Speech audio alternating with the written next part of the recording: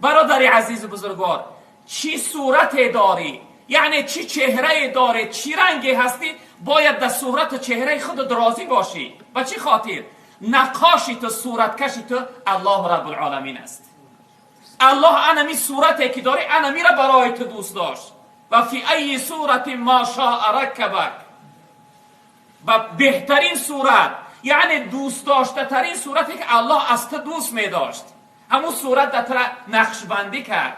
یصورکم فی الارحام کیف یشاء. رب العالمین میگه در اون رحم مادرتون، در اون جای تنگ و تاریک، من شما را صورت کشی میکنم. چی رنگی که دوست میدارم، چی رنگی که میخواهم.